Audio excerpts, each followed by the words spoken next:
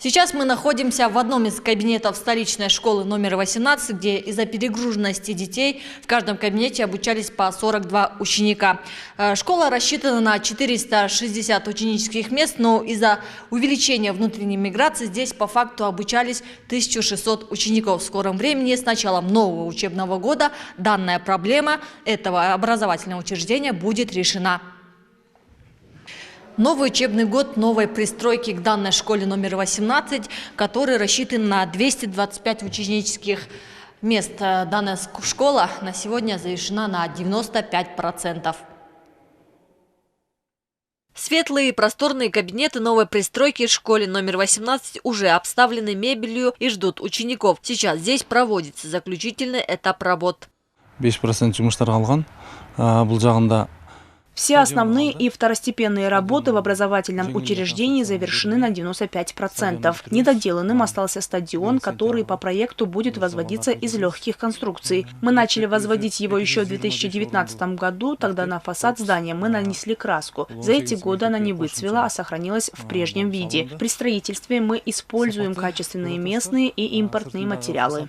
Общеобразовательное учреждение было построено 55 лет назад на территории 2,5 гектара. Из-за увеличения внутренней миграции и расширения города школа приняла более 1600 учеников в 3 смены. В каждом классе не менее 40 учеников. С открытием нового корпуса таких неудобств больше не будет. У детей появится время для посещения кружков и дополнительных занятий на базе школы. Свободно можем дополнительно заниматься, внеклассные мероприятия дополнительно проводить, кружки. То есть есть уже возможность для того, чтобы свободно, уже спокойно проводить именно внеклассные мероприятия, дополнительные уроки для детей. Теперь мы будем обучаться 2 смены, кабинеты будут полноценные.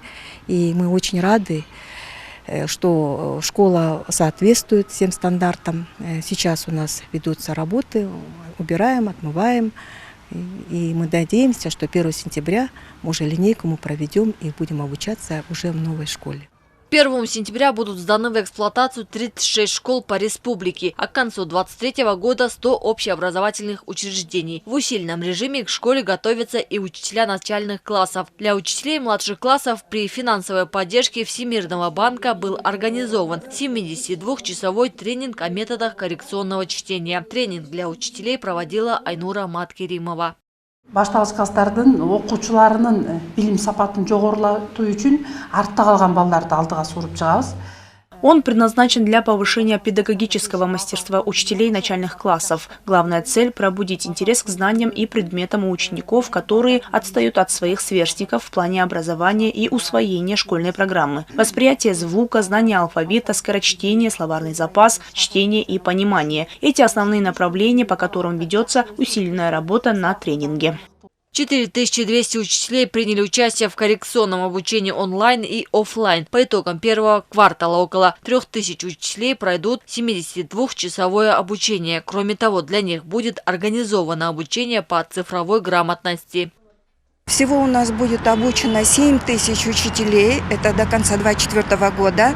К настоящему моменту у нас обучено более 4000 уже. В основном программа рассчитана действительно для учителей начальных классов, методам, приемам, техникам работы с учениками, особенно с отстающими учениками. Она проводится у нас в гибридном формате. 5 дней учителя обучаются на платформе РИПК, это Республиканский институт повышения квалификации, в онлайн-формате. Далее программа продолжает, обучение по программе продолжается в реальном режиме.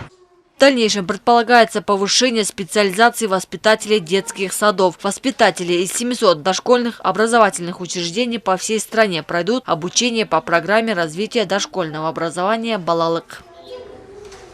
Чебек Исакова, Бекзат Маршапов, ЛТР, Бишкек.